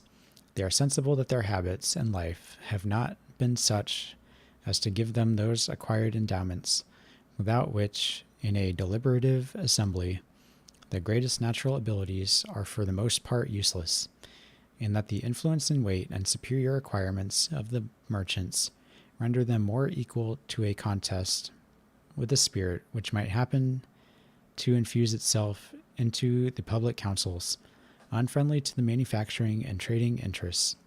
These considerations, and many others that might be mentioned, prove, and experience confirms it, that artisans and manufacturers will commonly be disposed to bestow their votes upon merchants and those whom they recommend. We must therefore consider merchants as the natural representatives of all these classes of the community. With regard to the learned professions, little need to be observed. They truly form no distinct interest in society, and according to their situation and talents will be indiscriminately the objects of the confidence and choice of each other, and of other parts of the community. Nothing remains but the landed interest, and this in a political view, and particularly in relation to taxes, I take to be perfectly united, from the wealthiest landlord down to the poorest tenant. No tax can be laid on land which will not affect the proprietor of millions of acres, as well as the proprietor of a single acre. Every landholder will therefore have a common interest to keep the taxes on land as low as possible, and common interest may always be reckoned upon as the surest bond of sympathy. But But if we even could suppose a distinction of interest between the opulent landholder and the middling farmer, what reason is there to conclude that the first would stand a better chance of being deputed to the national legislature than the last? If we take facts as our guide and look into our own Senate and Assembly, we shall find that moderate proprietors of land prevail in both. Nor is this less the case in the Senate, which consists of a smaller number than in the Assembly, which is composed of a greater number, where the qualifications of the electors are the same, whether they have to choose a small or a large number. Their votes will fall upon those in whom they have most confidence, whether these happen to be men of large fortunes or of moderate property or of no property at all. It is said to be necessary that all classes of citizens should have some of their own number in the representative body, in order that their feelings and interests may be better understood and attended to. But we have seen that this will never happen under any arrangement that leaves the votes of the people free. Where this is the case, the representative body, with too few exceptions to have any influence on the spirit of the government, will be composed of landholders, merchants, and men of the learned professions. But where is the danger that the interests and feelings of the different classes of citizens will not be understood or attended to by these three descriptions of men? Will not the landholder know and feel whatever will promote or ensure the interest of landed property, and will he not, from his own interest in that species of property, be sufficiently prone to resist every attempt to prejudice or encumber it? Will not the merchant understand and be disposed to cultivate, as far as may be proper, the interests of the mechanic and manufacturing arts to which his commerce is so nearly allied? Will not the man of the learned profession, who will feel a neutrality to the rivalships between the different branches of industry, be likely to prove an impartial arbiter between them, ready to promote either, so far as it shall appear to him conducive to the general interests of the society? So he doesn't take into consideration that we would end up with a Congress of 534 lawyers and one bartender. He's assuming that we'll have a representative body of all professions, which didn't happen. If we take into the account the momentary humors or dispositions which may happen to prevail in particular parts of the society, in which a wise administration will never be inattentive, is the man whose situation leads to extensive inquiry and information less likely to be a competent judge of their nature, extent, and foundation than one whose observation does not travel beyond the circle of his neighbors and acquaintances? Is it not natural that a man who is a candidate for the favor of the people, and who is dependent on the suffrages of his fellow citizens for the continuance of his public honors, should take care to inform himself of their dispositions and inclinations, and should be willing to allow them their proper degree of influence upon his conduct? This dependence and the necessity of being bound himself and his posterity by the laws to which he gives his assent are the true, and they are the strong cords of sympathy between the representative and the constituent. There is no part of the administration of government that requires extensive information and a thorough knowledge of the principles of political economy, so much as the business of taxation. The man who understands those principles best will be least likely to resort to oppressive expedients or sacrifice any particular class of citizens to the procurement of revenue. It might be demonstrated that the most productive system of finance will always be the least burdensome. There can be no doubt that in order to a judicious exercise of the power of taxation, it is necessary that the person in whose hands it should be acquainted with the general genius, habits, and modes of thinking of the people at large, and with the resources of the country. And this is all that can be reasonably meant by a knowledge of the interests and feelings of the people. In any other sense, the proposition has either no meaning or an absurd one. And in that sense, let every considerate citizen judge for himself where the requisite qualification is most likely to be found.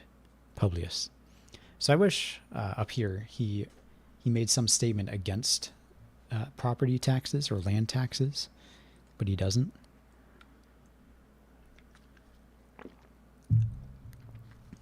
Because I don't know, those suck. It's because you don't really own your home if there's a land tax or a property tax. So I think it was up here, maybe. No, it was further up. I forget where it was. Up here.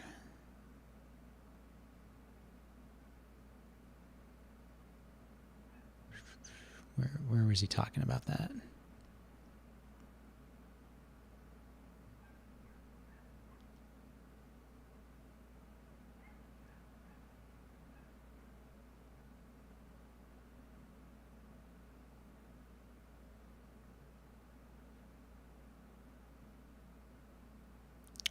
I forget where it was. He was talking about it somewhere in here.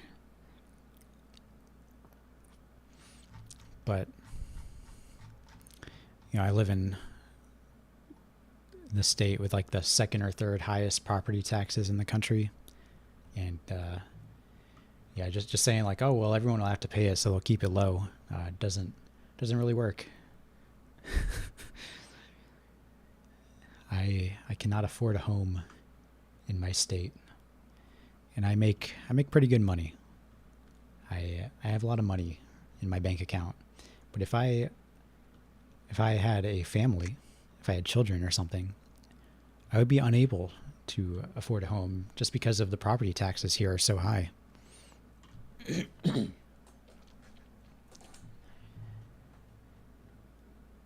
I don't know. I think anyone making well into six figures should be able to afford a home. But maybe that's just me. Federalist number 36, the same subject continued, concerning the general power of taxation.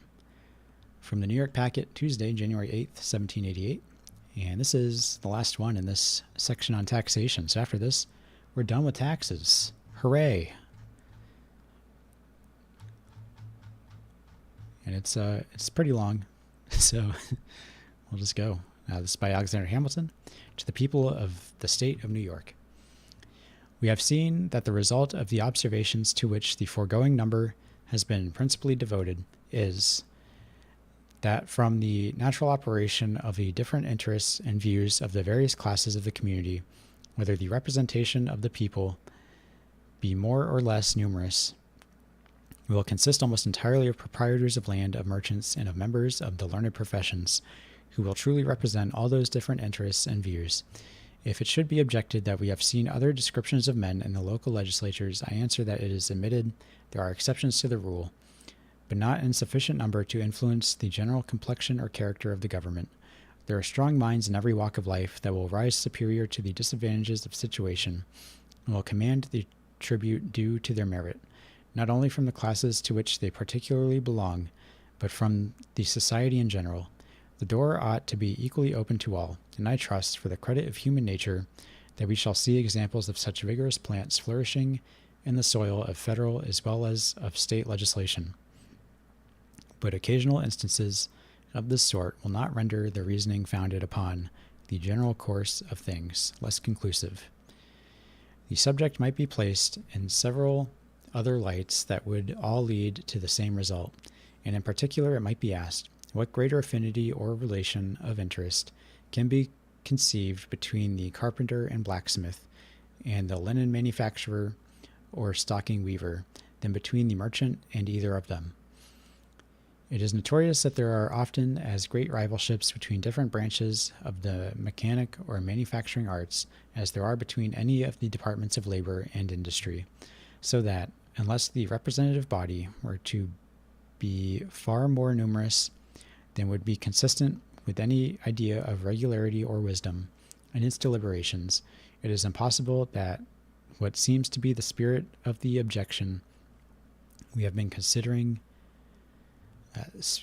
of the objection we have been considering should ever be realized in practice, but I forbear to dwell any longer on a matter which has hitherto worn too loose a garb to admit even of an accurate inspection of its real shape or tendency.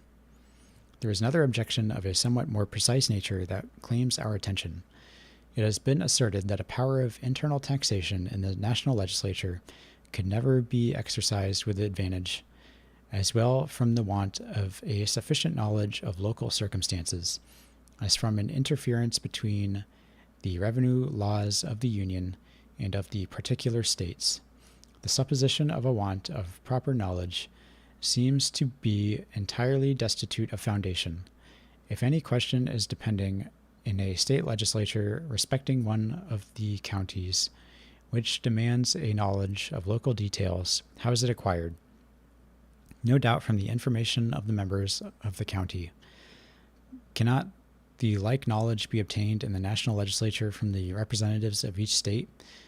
And is it not to be presumed that the men who will generally be sent there will be possessed of the necessary degree of intelligence to be able to communicate that information? Is the knowledge of local circumstances as applied to taxation a minute topographical acquaintance with all the mountains, rivers, streams, highways, and bypaths in each state, or is it a general acquaintance with its situation and resources, with the state of its agriculture, commerce, manufactures, and the nature of its products and consumptions, with the different degrees and kinds of its wealth, property, and industry? Nations in general, even under governments of the more popular kind, usually commit the administration of their finances to single men or to boards composed of a few individuals who digest and prepare, in the first instance, the plans of taxation, which are afterwards passed into laws by the authority of the sovereign or legislature. Inquisitive and enlightened statesmen are deemed everywhere best qualified to make a judicious selection of the objects proper for revenue, which is a clear indication, as far as the sense of mankind can have weight in the question, of the species of knowledge of local circumstances requisite to the purposes of taxation. The taxes intended to be comprised under the general denomination of internal taxes may be subdivided into those of the direct and those of the indirect kind. Though the objection be made to both, yet the reasoning upon it seems to be confined to the former branch. And indeed, as to the latter, by which it must be understood duties and excises on articles of consumption, one is at a loss to conceive what can be the nature of the difficulties apprehended. The knowledge relating to them must evidently be of a kind that will either be suggested by the nature of the article itself, or can easily be procured from any well-informed man, especially of the mercantile class. The circumstances that may distinguish its situation in one state from its situation in another must be few, simple, and easy to be comprehended. The principal thing to be attended to would be to avoid those articles which had been previously appropriated to the use of a particular state, and there could be no difficulty in ascertaining the revenue system of each. This could always be known from the respective codes of laws, as well as from the information of the members from the several states. The objection, when applied to a real property or to houses and lands, appears to have, at first sight, more foundation, but even in this view will not bear a close examination.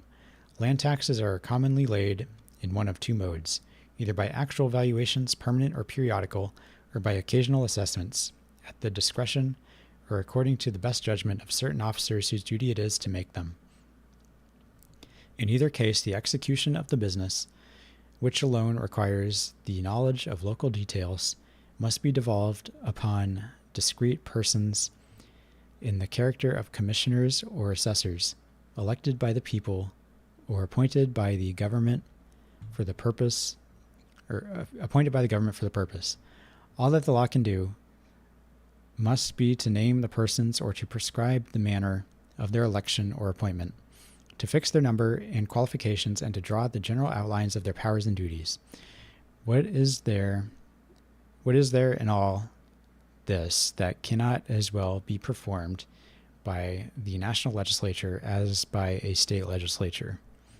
The attention of either can only reach to general principles. Local details, as already observed, must be referred to those who are to execute the plan.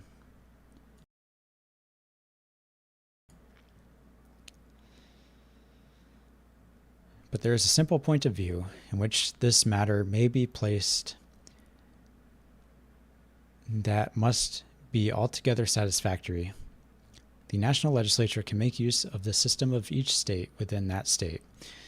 The method of laying and collecting this species of taxes in each state can, in all its parts, be adopted and employed by the federal government. Let it be recollected that the proportion of these taxes is not to be left to the discretion of the national legislature, but is to be determined by the numbers of each state, as described in the second section of the first article. An actual census or enumeration of the people must furnish the rule, a circumstance which effectually shuts the door to partiality or oppression. The abuse of this power of taxation seems to have been provided against with guarded circumspection. In addition to the precaution just mentioned, there is a provision that all duties, imposts, and excises shall be uniform throughout the United States. It has been very properly observed by different speakers and writers on the side of the Constitution that if the exercise of the power of internal taxation by the Union should be discovered on experiment to be really inconvenient, the federal government may there forbear the use of it and have recourse to requisitions in its stead. By way of answer to this, it has been triumphantly asked, why not in the first instance omit that ambiguous power and rely upon the latter resource? Two solid answers may be given. The first is that the exercise of that power, if convenient, will be preferable because it will be more effectual, and is impossible to prove in theory or otherwise than by the experiment that it cannot be advantageously exercised. The contrary, indeed, appears most probable. The second answer is that the existence of such a power in the Constitution will have a strong influence in giving efficacy to requisitions. When the states know that the Union can apply itself without their agency, it will be a powerful motive for exertion on their part. As to the interference of the revenue laws of the Union and of its members, we have already seen that there can be no clashing or repugnancy of authority. The laws cannot, therefore, in a legal sense, interfere with each other, and it is far from impossible to avoid an interference even in the policy of their different systems. An effectual expedient for this purpose will be, mutually, to abstain from those objects which either side may have first had recourse to. As neither can control the other, each will have an obvious and sensible interest in this reciprocal forbearance, and where there is an immediate common interest, we may safely count upon its operation. When the particular debts of the states are done away, and their expenses come to be limited within their natural compass, the possibility almost of interference will vanish. A small land tax will answer the purpose of the states, and will be their most simple and most fit resource. Many specters have been raised out of this power of internal taxation to excite the apprehensions of the people. Double sets of revenue officers, a duplication of their burdens by double taxations, and the frightful forms of odious and oppressive poll taxes have been played off with all the ingenious dexterity of political legerdemain. As to the first point, there are two cases in which there can be no room for double sets of officers. One, where the right of imposing the tax is exclusively vested in the Union, which applies to the duties on imports. The other, where the object has not fallen under any state regulation or provision, which may be applicable to a variety of objects. In other cases, the probability is that the United States will either wholly abstain from the objects preoccupied for local purposes, or will make use of the state officers and state regulations for collecting the additional imposition. This will best answer the views of revenue, because it will save expense in the collection and will best avoid any occasion of disgust to the state governments and to the people. At all events, here is a practicable expedient for avoiding such an inconvenience, and nothing more can be required than to show that evils predicted do not necessarily result from the plan.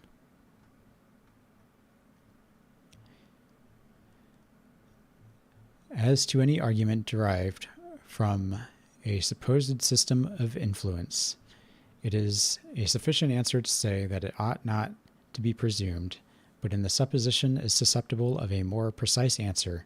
If such a spirit should infest the councils of the Union, the most certain road to the accomplishment of its aim would be to employ the state officers as much as possible, and to attach them to the Union by an accumulation of their emoluments.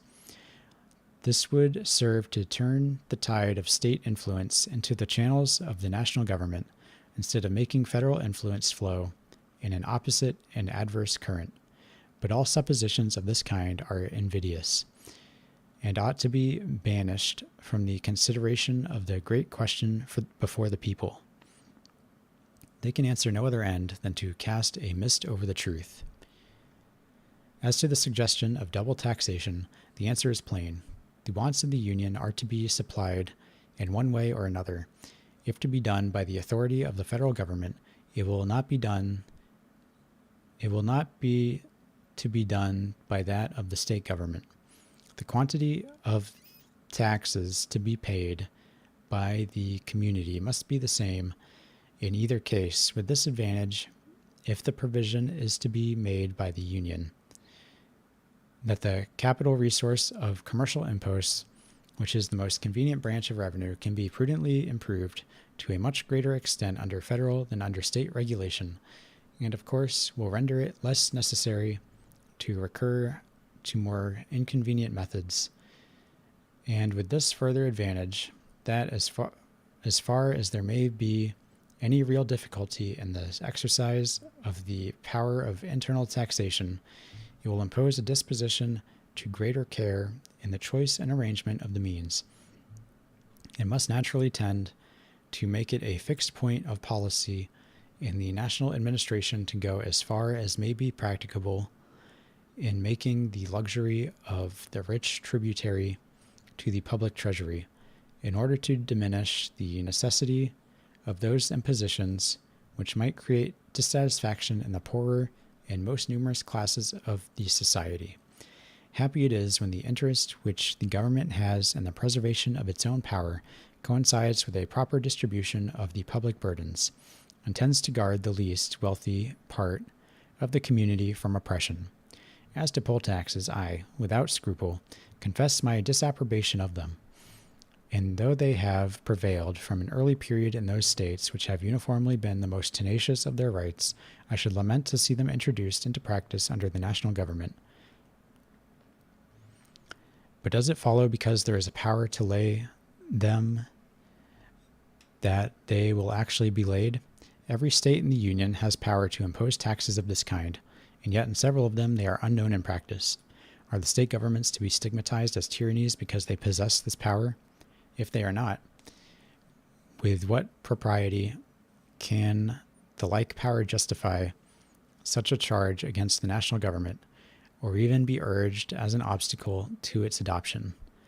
As little friendly as I am to the species of imposition, I still feel a thorough conviction that the power of having recourse to it ought to exist in the federal government. There are certain emergencies of nations in which expedients that in the ordinary state of things ought to be forborne become essential to the public weal, and the government, from the possibility of such emergencies, ought never to have the option of making use of them. The real scarcity of objects in this country, which may be considered as productive sources of revenue, is a reason peculiar to itself for not abridging the discretion of the national councils in this respect. There may exist certain critical and tempestuous conjunctures of the state in which a poll tax may become an inestimable resource, and as I know nothing to exempt this portion of the globe from the common calamities that have befallen other parts of it. I acknowledge my aversion to every project that is calculated to disarm the government of a single weapon, which, in any possible contingency, might be usefully employed for the general defense and security. I have now gone through the examination of such of the powers proposed to be vested in the United States, which may be considered as having an immediate relation to the energy of the government, and I have endeavored to answer the principal objections which have been made to them. I have passed over in silence those minor authorities which are either too inconsiderable to have been thought worthy of the hostilities of the opponents of the Constitution, or of too manifest propriety to admit of controversy. The mass of judiciary power, however, might have claimed an investigation under this head, had it not been for the consideration that its organization and its extent may be more advantageously considered in connection. This has determined me to refer to it the branch of our inquiries upon which we shall next enter. I have now gone through... Wait, this is the same thing.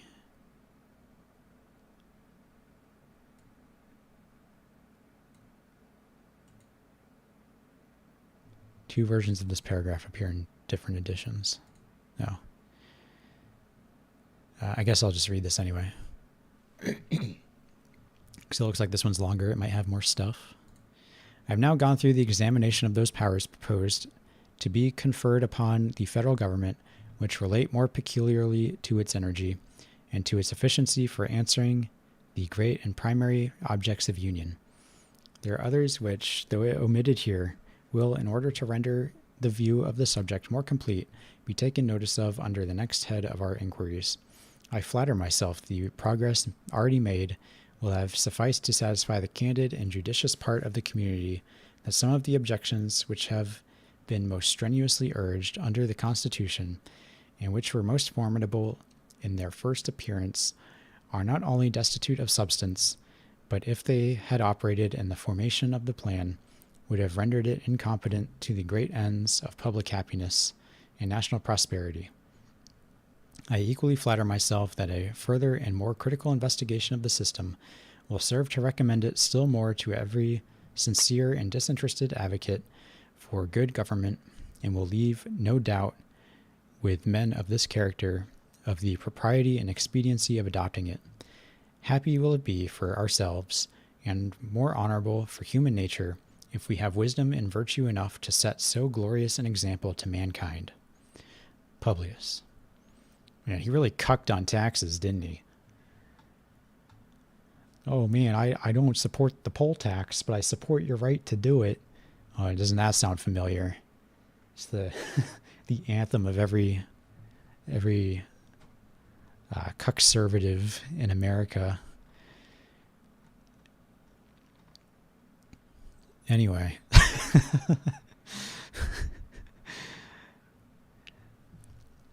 So next time we'll be talking about some more stuff. I won't be reading this next week because I'm going to be on the evening shift next week. So after my vacation is over, I'll be rolling right onto the evening shift, which is pretty cool. I like working the evening shift. I get a good parking spot. So that's always nice. And there's usually less work to do, which means I can just sit at my desk and read. Maybe I'll be able to finish the Critique of Pure Reason next week if I have enough downtime. I've been getting pretty far in it this week since I haven't been doing anything else. But it's like my version's around 800 pages, and it's pretty dense. So it's kind of slow going through it, and I'm a slow reader. As you can see, it took me 2 hours to read 37 pages, something like that. Although I read faster when I'm not reading out loud. It's not that much faster. Especially since I'll stop to look things up a lot of the times, or just stop to think about something, or go back and read another paragraph. And kind of get a better context or whatever. So, anyway, on Thursday I'll be playing some Mega Man. On Saturday I'll be playing some Devil May Cry.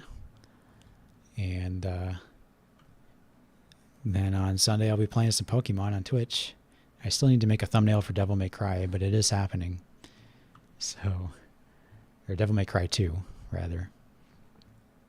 So yeah, I look forward to that. I heard that one's the worst one in the series, so I'm looking forward to it.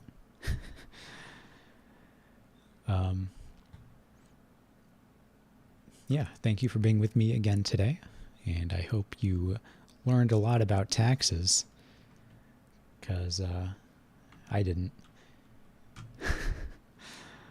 And I'll see you all on Thursday when I play some Mega Man. Bye. Pizza time.